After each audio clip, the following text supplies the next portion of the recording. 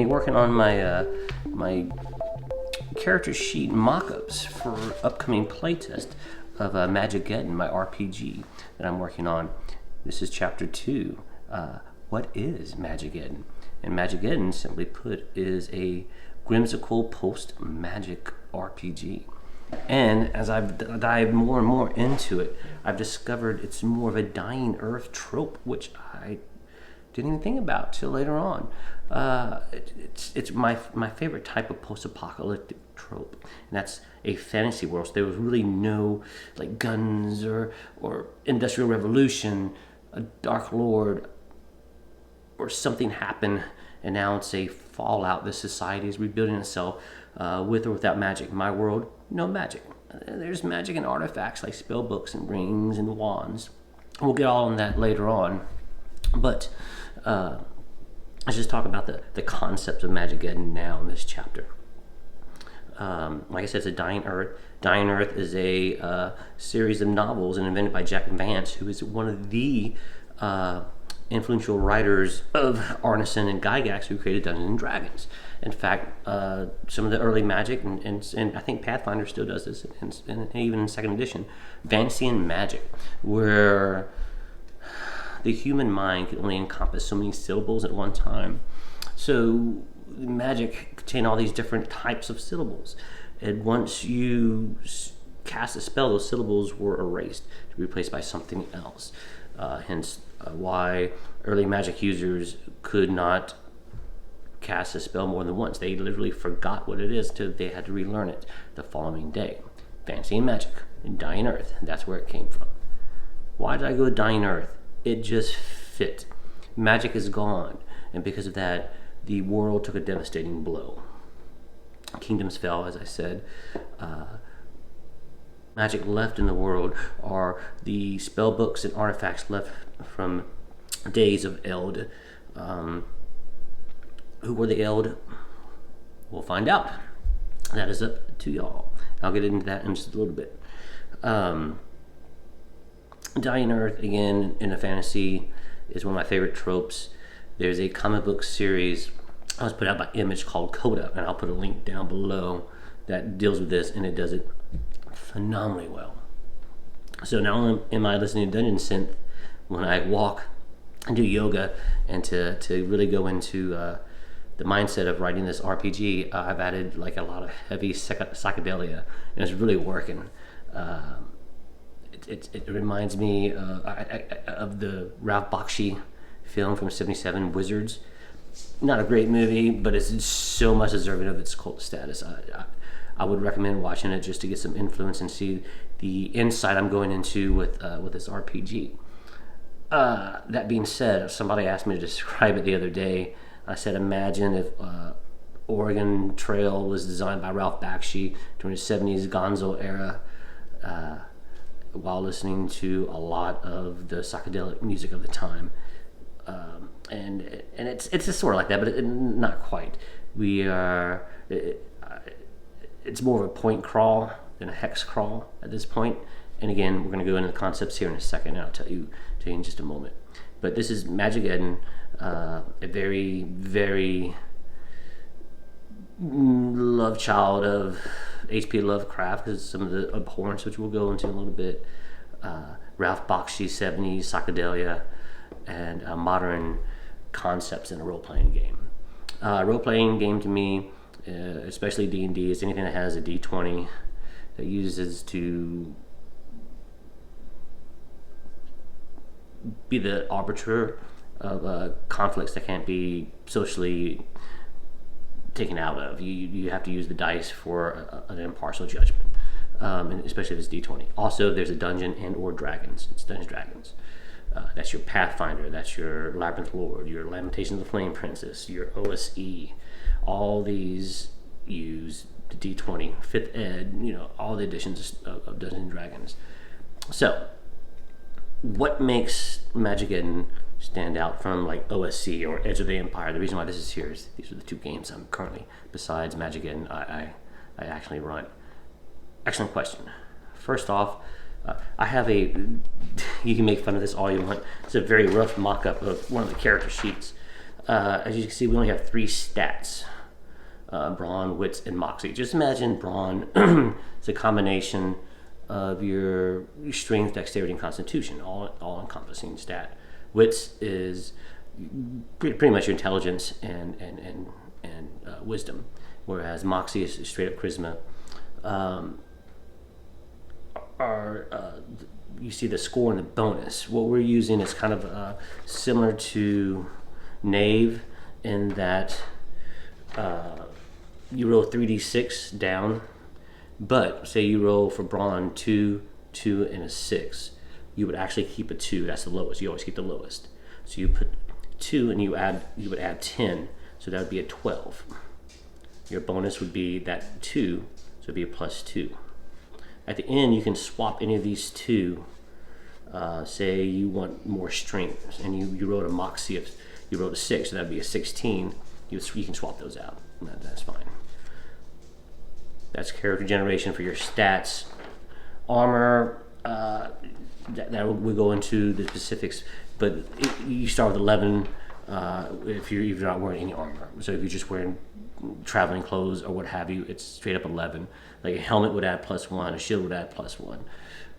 Leather armor would start you at 12 before you add any shield or armor. And you notice bonus would be for your like your shield or helmet, and loot is any magic item that would provide a +1, +2. So you would add that into your armor. Hit points 1d8 plus your brawn stat, or your brawn bonus, excuse me. So let's say you roll a d8 and you get 8, and you have a +2, so you have 10 HP. The character generation would be the only time you add your brawn bonus. From then on out, every level is a straight up d8, or as many d8s as your level. So when you get to level 2, you roll 2 d8s, but no more brawn modifier. All right, you say, Richard, that's pretty much straightforward as almost any other game. What makes it different? Once this is done, and I have charts for like if you're stuck on a background, some word salad, so to speak, to get your brain going. I have those charts already in the playtest rules to kind of flesh out your character. Plus, you roll for your starting gear, your dungeoneering pack, stuff like that. Once all that's done, we go into a series of what I call prompts. And what happens is I will ask you certain questions, each player, excuse me. Where are you from?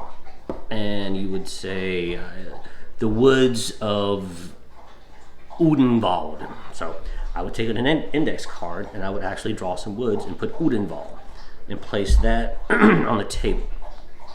Then I would go to the next player and say, where are you from? They may say, the fishing village of Fish with a PH. So I would draw a little fishing village on the index card. You don't have to draw. I just like to. I just like to goof off. I put Fish, and I would space that out. So I would have a card here, Odenwald, and then Fishville over here. And I'm starting to develop a map, a point crawl map. I have 2 locations. Let's say there's 4 players. I'll have 4 locations at the end of the prompts. Okay. Now this is just the first question. For any 2 locations, and I have 4, I as a GM will place my own location or obstacle or encounter in between those. Again, developing a world map through collaboration with my players. Next question would be, where are you going? From each player. Maybe they have a certain destination, maybe they're on a certain quest, maybe they want to go meet someone. Anytime they mention NPC, take another index card, fold it over, write that NPC's name down, put it down. You're now inhabiting your shared world. And so on and so forth. You can go as long as you want. You can ask as many questions. I usually go from 2 to 4 questions. And they can be, number one is, the 2 that are really important is where are you from and where are you going? Or what is your quest? Any variant thereof that you want to do to create this world. Oh, it's actually 3. Sorry, I cannot read my notes to save my life. There are 3 questions. The variation of what is your quest, where are you going? Number 1 is always where are you from? And then ask each player what caused the Magi-geddon, or what did they hear, and it would be up to the GM if one or any of those is actually what happened. So these are rumors that you're now building up. Now you're building lore and myth upon your world, and so on and so forth. And you do the prompt session. The prompts